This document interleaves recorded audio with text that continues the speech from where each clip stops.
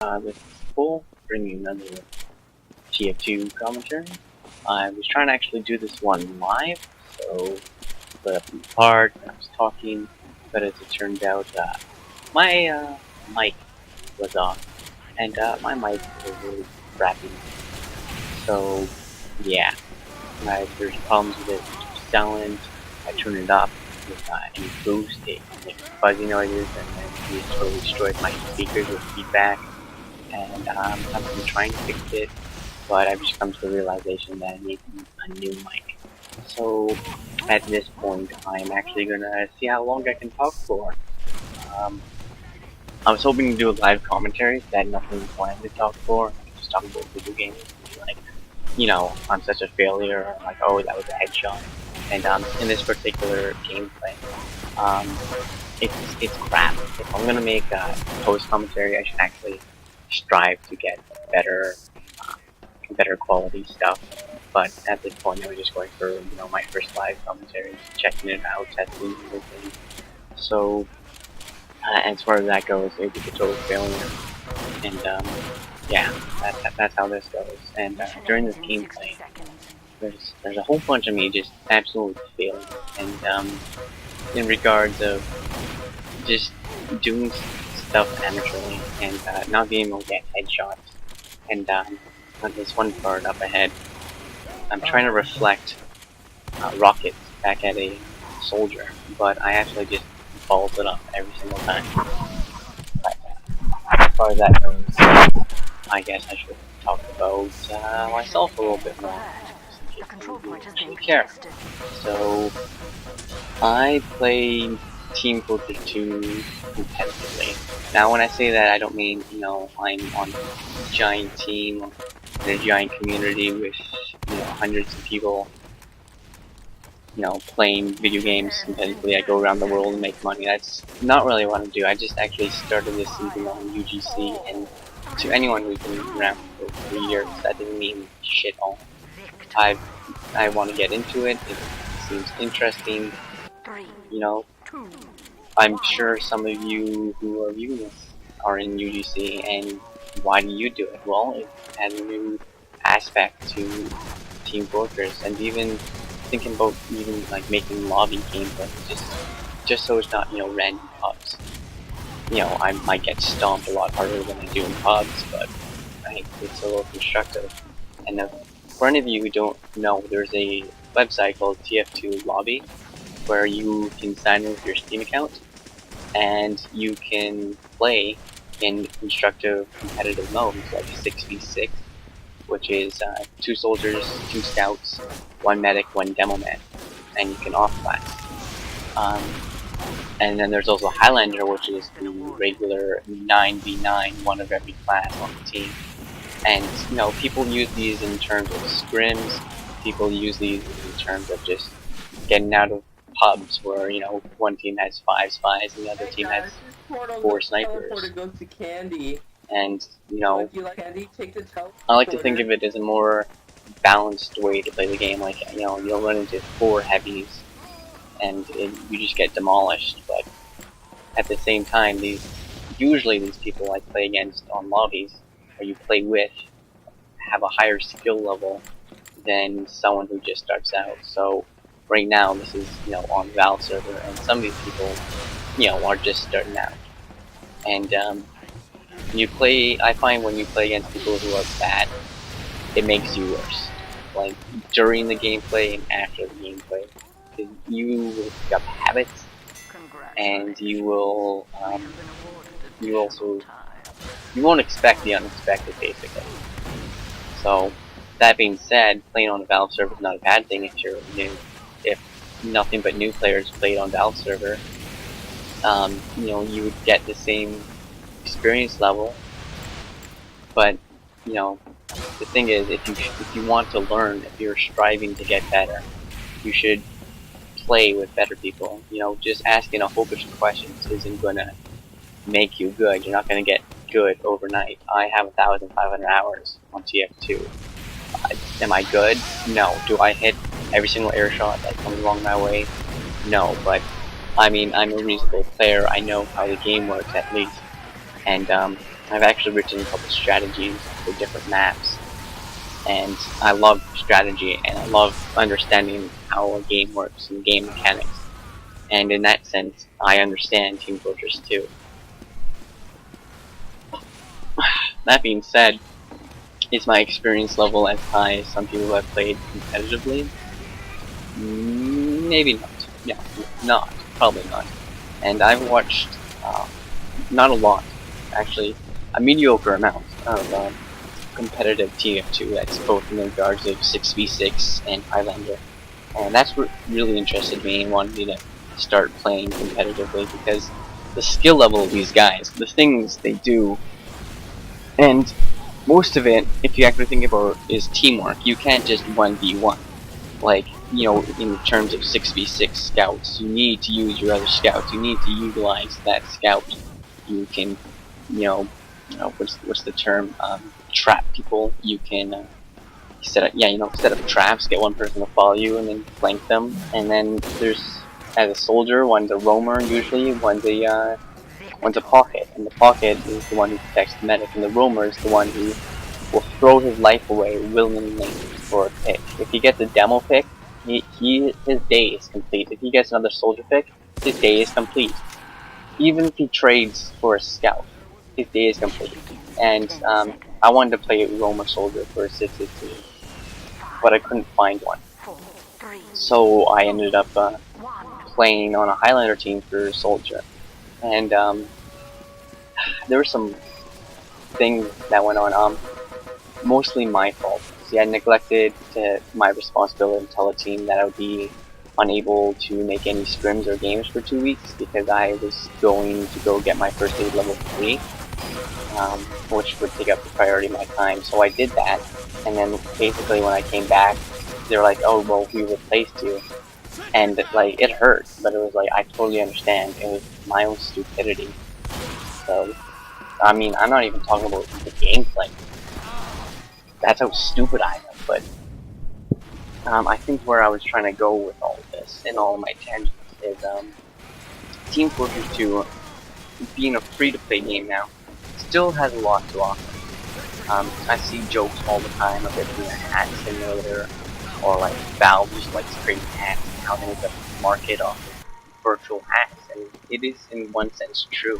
They do make profit off of virtual hats and keys and weapons, but at the same time they are a company to realize what they're in for.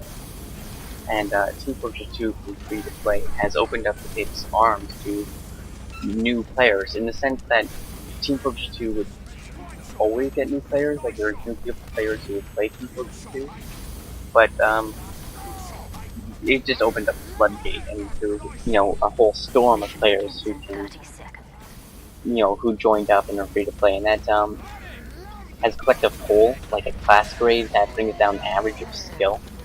But that does not mean a free to play player is a bad player. I mean, it's, what is it, like $5 to become a platinum, become a premium member, which is basically just buying the game, so it's now $5 essentially, so you can play it for free. And, the way that goes is, you gotta take it in strides. You gotta realize that new players is a great thing for a game that's been going on for like 4 or 5 years now. So I've heard a lot of jokes about free-to-play players being like a downfall, but I think it's really, it brought the community together. And the more these players learn, the more you learn, the better experience is for everyone, because if you get backstabbed or like rushed by 4 spies, you're gonna think all those spies are terrible. Instead of, if you get, backstabbed by a spy who just sneaks up and you had no idea he was there. Which brings me to a tangent in regard to trick stabs. I used to be that type of spy that was like, oh, I can stair stab, but you realize that it's not a stair stab, it's a backstab. Oh, but he went around the corner and you quickly clicked into it. No, that's a backstab. I don't care what you did to hit him in the back, but that was a backstab. And that's my realization. Someone told me that one. I thought it was brilliant, because there's a whole bunch of people who strive to play spies so that they can look good. And in one sense, if that floats your boat, then look good.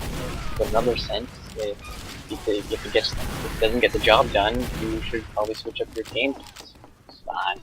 Blah blah blah blah blah. Can't talk now. Yeah. So doing this in one take is probably not also smart, but this is how I am growing on YouTube, and I'm not essentially growing. I think the most views I had was 8, but I don't care. God, that was a giant tangent, and I don't even realize where I was now. Competitive, loving the competitive scene, how much Team Fortress 2 has to offer. That's what I really wanted to talk about. Valve, there's also jokes about Valve time, and essentially, if you don't know, Half-Life 3 has been waiting to come out for so long now, and people are making jokes that like Valve can't count to 3. In the same regards, same with Team Fortress 2. I don't think there will be a new Team Fortress for at least another 6 years. In the sense that they're trying so hard to keep the game alive with the whole now community maps, the community weapons, everyone being able to get involved, how the competitive scene is growing since the influx of new players. I mean, even the influx of new players have kept the game essentially alive, and it's still going. I mean, there are other problems with everything. I mean, in the sense of new players, it's now so easy to create an account just to hack one. You get banned, but then you can just create another free-to-play account. So, in the terms of VAC, the Valve ticket, it used to be a great way. I mean, people used to fear it, but now when you can just create a free account, it's just, okay, well, I'll just create another free account. So, they need to somehow, I don't know, stop that. I don't know how you would. I don't program software. So, yeah. That was another tangent. Oh god. It's horrible. Maybe I should talk about the gameplay instead of trying to find something else to talk about and sound witty and smart. So, yeah. That was a heavy, and that is fine. And essentially, this is how my scout gameplay goes forever. One day, I aim. Next day, I just cannot aim and I cannot hit anything. And that's essentially what happens when I try to play Scout. Like, every day. Like, I tried to get into competitive Scout at one point, and I did really good. And then I would just do really bad, like I would not hit stuff at all. And it was, yeah. So, that's my Scout gameplay. And, overall, if I was to look at my gameplay, look at my aspect of gameplay where I could improve, I can definitely improve with my aim in every regard. My aim as a soldier, my aim as a demo man, basically it comes down to muscle memory. And I don't have it. I mean, I can land air shots, but I mean, I need to be warmed up.